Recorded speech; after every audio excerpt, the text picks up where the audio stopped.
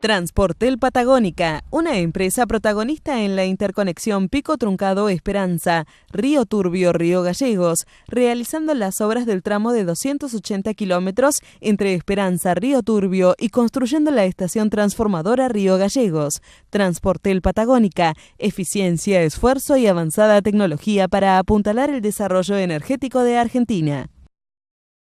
OTEC, soluciones integrales para el transporte y almacenamiento de aguas.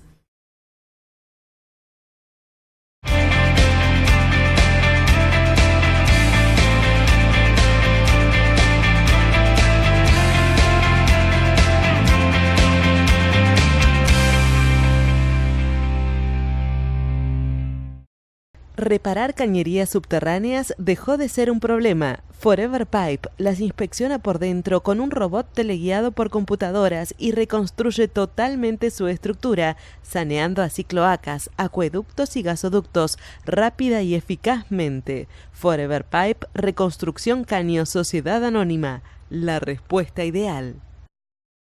El Instituto de Capacitación de la Federación Nacional de Trabajadores de Obras Sanitarias favorece el desarrollo personal de los trabajadores del agua y el saneamiento, logrando para ellos el crecimiento laboral y la optimización de políticas del sector con profundo contenido social.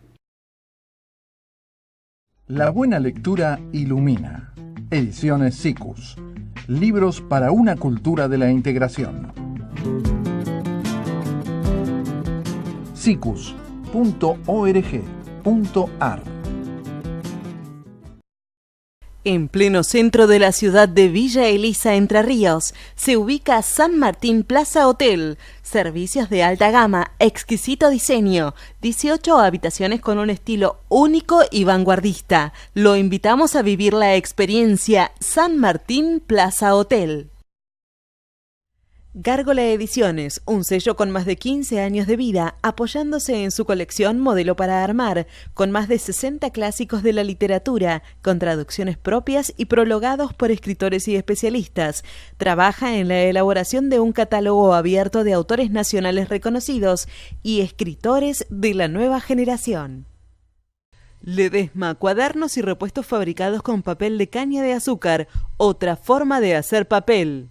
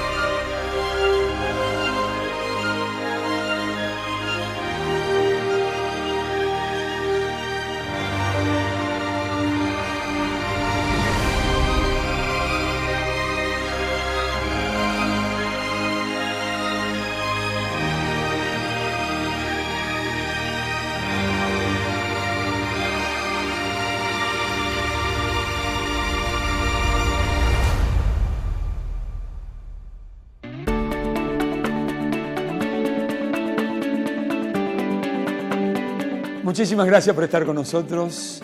Tardecita de domingo 15 de julio del año 2018.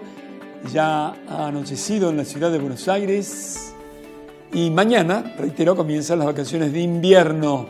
Es decir, que a partir de mañana los chicos, los que se levantan tempranito, a veces muy tempranito, van a dormir un poquito más, algunos un poquito, algunos mucho más, y estarán acompañados casi todo el día por los padres o por los abuelos, algunos papás, aquellos que pueden, tal vez se tomen unos días de vacaciones para compartir con sus chicos y llevarlos a pasear, como dije, pasear.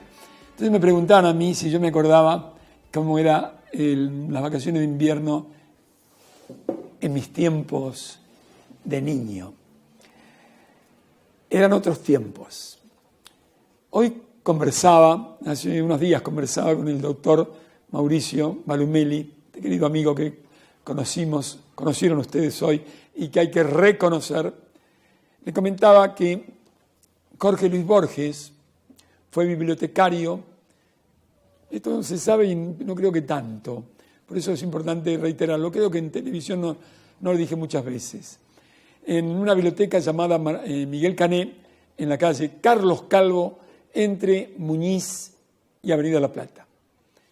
Bueno, esas bibliotecas de barrio, ahí era bibliotecario, escuchen bien, Jorge Luis Borges. Y a esa biblioteca, los niños que íbamos, o jóvenes estudiantes, lo que menos nos imaginábamos que en esa biblioteca, ese bibliotecario callado, humilde, era nada menos que una autoridad en materia literaria a nivel universal. Borges, comentan la gente del barrio, y él también lo afirmó, le gustaba muchísimo Buenos Aires. El primer libro de Borges, recomiendo muy especialmente, es Fervor de Buenos Aires, que lo escribe cuando viene de Ginebra, siendo un adolescente, ya no, tenía más de 20 años creo, y cuando usted lee ese libro y lee otros, ve qué distinta que es la forma en que Borges habla de su Buenos Aires querido.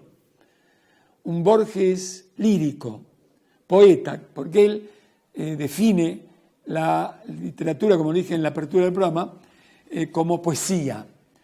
Y claro, aquel que escuchaba las conferencias de Borges o había leído poquito de Borges, un par de cuentos, algún libro, y no había profundizado toda su obra, se encuentra con que Borges era verdaderamente un gran poeta, no un gran cuentista solamente, pero con un lirismo y una belleza y una interpretación y manifestación y uso del lenguaje como muy pocas personas de habla hispana, y bueno, y si lo hace en habla inglesa ni hablar porque era un experto. Pero Borges, en ese libro de Fervor de Buenos Aires, queda el amor que tenía por Buenos Aires. Para muchos aquellos que decían, bueno, se fue a Suiza, Ginebra, bla. No, amaba Buenos Aires.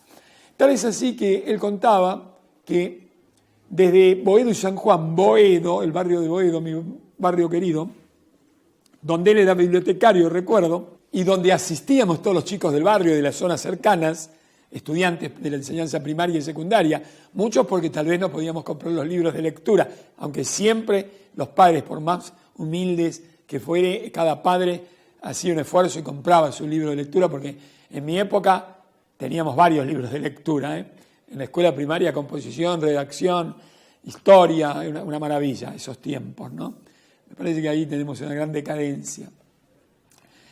Y en fin, íbamos a las bibliotecas. Teníamos que ir a la biblioteca y comentar en el colegio que habíamos ido a la biblioteca para leer algún libro que además nos entretenía o para sacar algunas notas para la composición que nos había la maestra o el maestro de la enseñanza elemental o secundaria indicado. Pero Borges, reitero, caminaba desde Boedo y San Juan hasta Puente Alsina. Le gustaban mucho los suburbios de Buenos Aires. Él vivía en Palermo, un lugar que en ese entonces era un lugar de guapos y de cuchilleros que a él lo asombraban, admiraba a los cuchilleros esa forma de vida y de hecho, como gran escritor, tiene varias cosas referidas a los cuchilleros de Palermo. Pero le gustaban todos los barrios, le gustaba caminar por Buenos Aires. Alguna vez se contó, no sé si fue el propio Borges, que lo molestaban mucho sus compañeros en la biblioteca Miguel Cané, preguntándole, porque eran todos futboleros en los barrios, imagínense, y ahí eran todos de San Lorenzo de Almagro, Boedo. Le decían, ¿de qué cuadro sos? ¿De qué cuadro? No entiendo de fútbol, déjenme tranquilo. Bueno, pero ¿de qué cuadro son ustedes? El cansado Borges, ¿de qué cuadro son ustedes? De San Lorenzo. Bueno, está bien, soy de San Lorenzo, les dijo, para que los deje de molestar, ¿no? Claro que algunos hinchas de San Lorenzo, como yo, o por supuesto las personas que tienen muchísimos años más que yo, se jactaban, Borges era hincha de San Lorenzo, ¿no?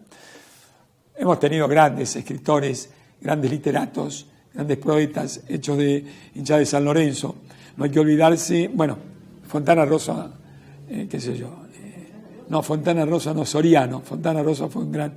Vale, está muy bien, me aclararon, Fontana Rosa no.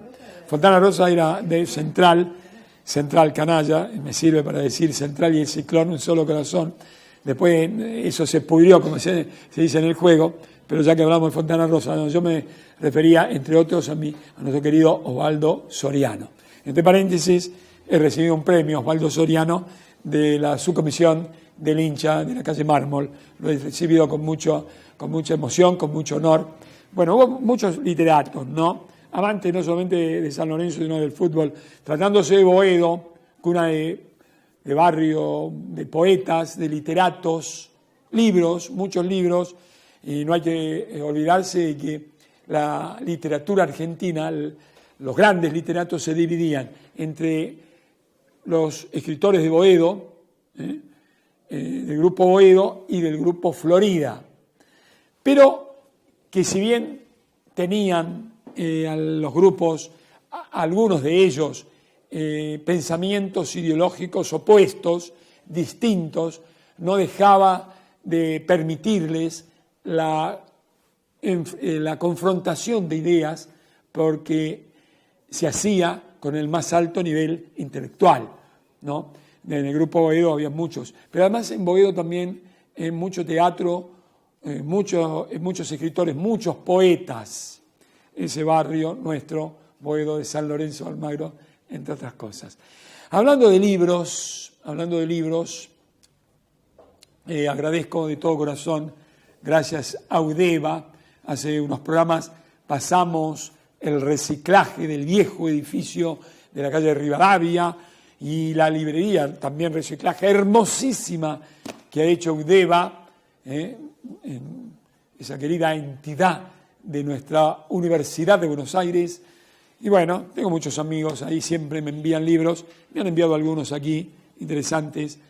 Acá tengo La uva no es un chiste, de Beatriz Baña, Eduardo Díaz de Guijarro, la historia de la Universidad de Buenos Aires a través del humor gráfico. Estuve viendo, cuando tenga tiempo voy a leer algunas cosas realmente y las voy a mostrar en pantalla, son maravillosas. A ver si lo ve, señor director, este libro. Eudeva. Tiene más de 2.000 títulos, muy importantes. También me mandaron charlas a principiantes. Me llegó un poquito tarde, de Eduardo Sacristi, una visión integradora y dinámica de la arquitectura de uno de los más grandes maestros de la arquitectura argentina y a nivel universal, un hombre que recorrió el mundo, que lo tuve hace 15 días acá. Pasamos un documental del Museo Nacional de Bellas Artes donde hace un juicio crítico durísimo al urbanismo de la ciudad de Buenos Aires, que lamentablemente sigue siendo bastante actual. Por eso ese documental que hizo hace más de 30 años y que nosotros nos atrevimos por pedido de él a pasar por Canal 2 en nuestro programa fundacional, casi en materia de programas culturales en la televisión argentina, fue Construyendo el Futuro, un programa que recibió 47 premios, entre ellos un premio del Reino de Holanda, porque pasábamos documentales cuando no existía el cable de todo el mundo de educación, de ciencia y de tecnología, y muy especialmente de arquitectura y de ingeniería, donde yo puse siempre una frase, que la arquitectura y la ingeniería tienen que ver, estas dos especialidades, con casi todos los quehaceres del hombre en la Tierra, aún hoy, afortunadamente, con las enormes disciplinas en las que por ejemplo, la arquitectura se divide y también mucho más la ingeniería, desde todo punto de vista. Bueno, tuve el privilegio de ser considerado amigo de Eduardo Sacristi, de ir, como dije hace 2 domingos, a su departamento de la calle Paraguay, de tener una obra que no tiene precio para mí, que me regaló un dibujo a mano alzada. Y bueno, así que charlas a principiantes me llega ahora, porque siempre hubiera sido interesante que ese día pudiese, para los estudiantes de arquitectura, para los profesionales de la arquitectura, para los políticos, leer y comentar algunas de las cosas que están aquí, este libro de Eudeva, Charlas a principiantes. A ver, señor editor, ¿lo muestro acá? Lo muestro acá. Muy bien. También me trajo Enemigos, 2 protagonistas reflexionan sobre la violencia de los años 70, Carlos Gavetta y Rodolfo Richer. Carlos Gavetta fue integrante del Ejército Revolucionario del Pueblo y Rodolfo Richer, oficial del Ejército Argentino durante los violentos años 70. Bueno, yo he leído este libro, conozco algo del tema, por mis experiencias, comparto algo de lo dicho aquí por estos dos escritores, historiadores, algo, no todo, porque cada uno de nosotros cuando lee tiene su propio pensamiento. Con toda modestia digo que yo también he vivido esos tiempos y podría escribir, ¿por qué no?, un libro sobre el tema. Libro Enemigos. Eudeva tiene todo, acércate a Eudeva, no solamente si sos, atención, profesional. Richard dice en el libro que los hombres creemos que el lugar desde el cual miramos la realidad es el correcto, es lo que creemos, y si así fuera nunca está de más reparar en el otro lugar, en el lugar del que piensa distinto, hasta que podríamos descubrir algo que se nos pasó por alto. Qué bueno esto de Richard. Y Carlos Gavetta, acá en el prólogo, dice: cuando al cabo de una larga charla lo acompañaba en el ascensor hasta la salida, tuve el impulso de ponerle una mano en el hombro y decirle, Gavetta a Richard, Rodolfo, qué lindo esto, pensar que hace 40 años vos y yo nos hubiésemos cagado a tiros. Me miró muy serio y respondió simplemente, ni vos ni yo éramos malos. Esto me recuerda algunos acontecimientos de mi vida en la política, ¿no?, de aquellos tiempos, en mis manifestaciones juveniles, en mis luchas juveniles, donde les diría que estaba ideológicamente, por si lee este libro, con un pensamiento que también se puede compartir. Bueno, reformar la universidad. Este es otro libro de Eudeva, maravilloso hoy, porque tenemos 100 años, se han cumplido, de la reforma universitaria. La Organización de Estados Iberoamericanos para la Educación, la Ciencia y la Cultura convocó a un grupo de autores a reflexionar acerca del significado de la reforma universitaria de Córdoba, de la que se cumplen 100 años, y su significado en términos de las circunstancias actuales. Recomiendo especialmente este libro, muy importante para la cultura, para la historia, para el acontecer de cada uno de nosotros. Nos preguntamos siempre en este programa Por la Vida, ¿cuál es el sentido de la vida? ¿Cuál es el sentido de la vida? Por lo menos yo me lo pregunto desde chiquito, de joven, equivocado o no, salí a luchar por mis ideales en momentos difíciles de la sociedad argentina. Y siempre pensé que el sentido de la vida es, por sobre todas las cosas, el amor que sentimos por nosotros mismos y que ese amor nos permita servir al otro. El otro, como dice Teresa de Calcuta, es el prójimo. El prójimo, como significa el sentido de la palabra que quiere decir próximo, es el que está más cerca. De manera que el sentido de la vida para mí, ¿cómo me gustaría que me llamen y me digan cuál es el sentido de la vida de cada uno de ustedes?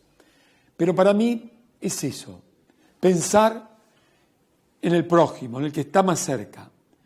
A veces me duele cuando alguien me dice, soy amigo, tengo un montón de amigos, y yo veo que de pronto no es amigo del padre o de la madre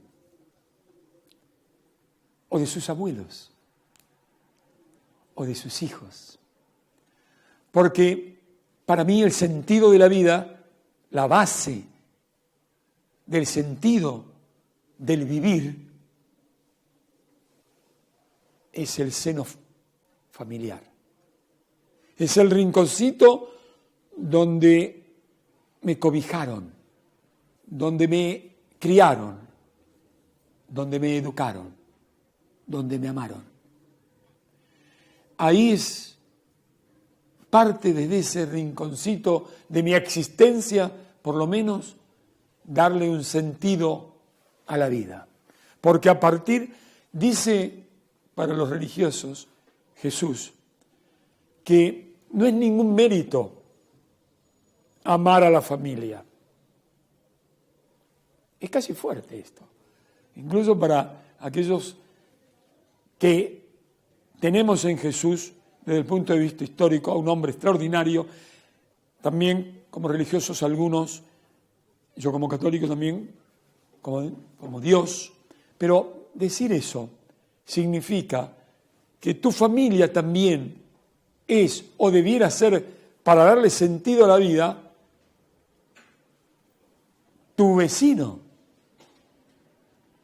tu compañera y compañero de pasajes por la vida.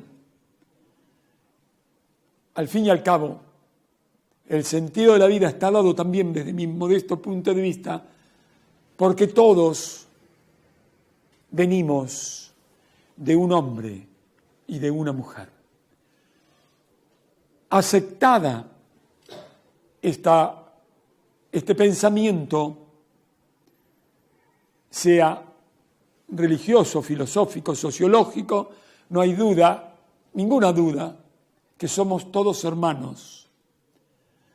Si todos somos hermanos, nuestra vida tendrá sentido en la medida que desde cualquier rinconcito, por más modesto que fuere, somos capaces de afirmar ese sentido por la existencia, dándole amor al otro, amando al prójimo. Ese es, en principio, el sentido de la vida. Ese amor al prójimo se manifiesta también de muchas maneras. Un hombre sin estudios, de pronto es un hombre sabio. Por determinadas circunstancias de la vida, tal vez no pudo estudiar. O porque era un brillante artesano, un artista, un creador, y no estudió tanto, pero es un hombre sabio. Y un hombre sabio es aquel que tal vez sin las especializaciones, sin la universidad, sin los estudios, es capaz de darle sentido a la vida pensando en el prójimo. Aquel obrero artesano que se levanta muy temprano y trabaja muchas horas para darle el alimento a sus hijos, a su familia, que además también lo que hace, lo hace con amor, sabiendo que toda la actividad del hombre es un servicio al prójimo, le está dando sentido a la vida. O sea que todos los seres vivientes, los seres humanos a los que me estoy refiriendo, aunque mi perra, Lola,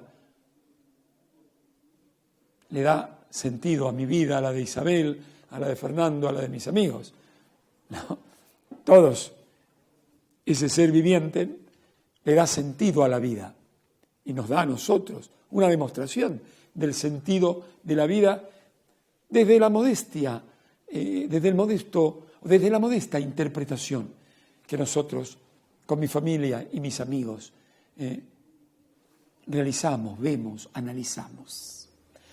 El sentido de la vida, entonces, tiene que ver con el amor, con el amor. Escribo algunas cosas que ya hice conocer, pero hay un apotegma que quiero y reitero, especialmente en estos días, cuando un ser querido noté que odiaba por política. Qué tremendo eso. Todo tipo de odio es tremendo. Toda persona que odia tiene muy bajo sentido de la vida. Muy bajito, casi nada. En primer lugar, escribí un apotegma muy chiquito, no descubrí nada, que dice así: el odio lastima tu corazón y nunca tiene razón. El odio lastima tu corazón y nunca tiene razón. Porque la única razón de la vida, este sería otro apotegma, la única razón de la existencia del hombre es el amor. Por otra parte, el que odia vive amargado, envenenado. El que odia no vive.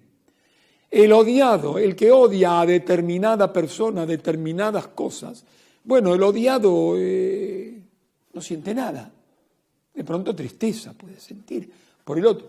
Pero el que odia vive, es un amargado, vive envenenado, daña su corazón, como digo yo, y nunca tiene razón. El odio nunca tiene razón. Es el razonamiento, podría decir yo, en otro apotegma que tal vez se me ocurre escribir, el odio es el pensamiento del mal. O algo más fuerte, tal vez. Es el pensamiento del no pensar seriamente la vida. ¿Se nos fue el tiempo? Qué lindo. Por lo menos he podido manifestar algunas de mis ideas que bajo ningún punto de vista tienen que ser compartidas en lo más mínimo. Qué interesante es, escribo, saber respetar todas las opiniones. Respetar todas las opiniones, que no significa compartirlas en lo más mínimo. Discutir, que no es pelear, que no debiera ser jamás pelear. Los griegos discutían para ir a la búsqueda de la luz, de la razón, de la verdad que tal vez no encontraban, pero cuando encontraban la luz, en ese intercambio de ideas, o la verdad o la razón, se abrazaban y se decían gracias. ¿Por qué? Cuando dos argentinos o de otros países discuten, uno le dice al otro, siempre querés tener la razón. Y yo escucho eso y digo, oiga, este cree que hay un dueño de la razón. O dos personas están discutiendo y uno le dice al otro, siempre querés tener la verdad. Y yo digo, mira, uno de los dos o los dos creen que hay un dueño de la verdad. No discuten, están peleando. No están yendo a la búsqueda de la razón, de la verdad, de la luz, que es tan hermoso. De la discusión nace la luz, decían los griegos. Yo brindo por eso. Brindo para que la discusión entre los argentinos sea en paz, sea nada más que un intercambio de ideas para ir a la búsqueda de esa verdad, de esa razón, de esa luz que haga más fácil el camino que debemos transitar por la vida. Y qué oportuno con estas 3 palabras finales decir siempre, levantar las copas para brindar por la vida, amigos. Hasta la semana que viene, si Dios quiere.